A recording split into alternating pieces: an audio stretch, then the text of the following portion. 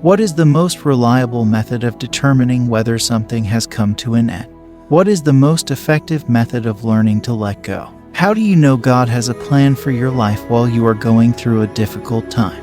When something comes to a close, it can never be brought back to life. Not even double your efforts will make any difference in improving the situation. A woman had been in a relationship for 8 years, and then one day, her partner told her that he was planning to make some substantial changes in their relationship. And so, he notified her a few days later that he no longer had any interest in her. Despite the fact that it seemed to be a hoax, it was not April 1st. This isn't a joke, believe me. She was bewildered as to how something that seemed to be so real and honest could come to an end so suddenly and unexpectedly. She sought the assistance of friends in order to convince her partner to reconsider, but he refused. After that, one of her friends said something to her that completely changed her life. I really hope it has the same effect on you. According to this friend, when a year draws to a close, we know it has come to a successful conclusion. There are no other alternatives available.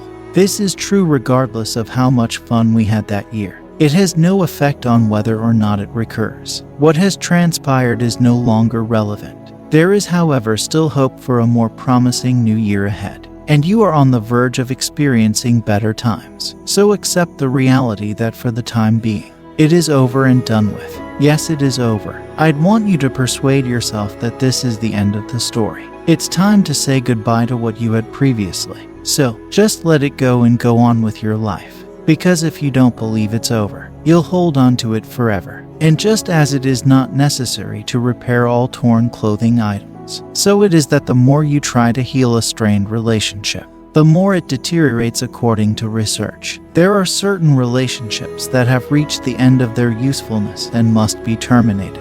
I know we are completely ignorant of this, but previously, a professor who was engaged in a particular woman's affair said that they no longer push couples to reconcile once a breakup has occurred. Instead, they gave them the option to choose whether or not to reconcile with one another, because they have seen firsthand how couples who have tried in vain to stay together might sometimes end up murdering one another. You can't force others to love you, and God has already taught you this lesson. He doesn't force us to worship Him. He just gives us instructions on what we should do. So you shouldn't feel bad if you tell someone that you need more than what they are currently offering you. However, you should not take it personally because they do not deserve you. It is often said that people can't give what they don't have. In other words, if you come from a home where you are not loved, you will be unable to love others. However, as you can see, Jesus changed the course of the narrative. People despised Jesus, did they? Isn't it true that he was shunned by his own family? Isn't it true that his own friend had deceived him in the first place? Did any of this, on the other hand, have an impact on him? No, he hasn't lost his ability to be sensitive or sympathetic. According to a motivational speaker, she was a grumpy old lady. She quickly realized, however, that this was having a negative impact on her family's life. As a result, she decided to submit to God's plans. You should not be content with just sitting about and listening to others make excuses for what they have willfully refused to change. Accept and let go of the notion that it's over and done with. The way you live your life does not serve as a receptacle into which others may hurl their stale excuses. Following your discovery of the importance of this knowledge, you have to open the door, enter the room, and retrieve all of the treasures that the devil has stolen from your possessions. He managed to convince you that what couldn't be done could be done.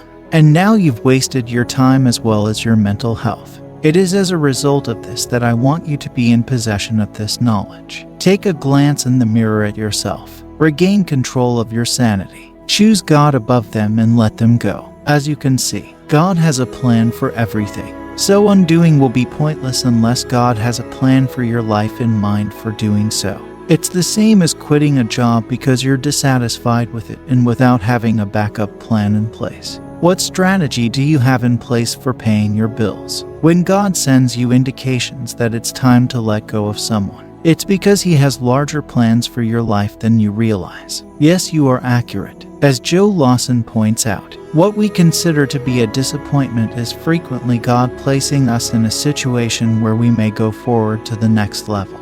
This shows that God has a specific purpose for each and every one of us regardless of our circumstance.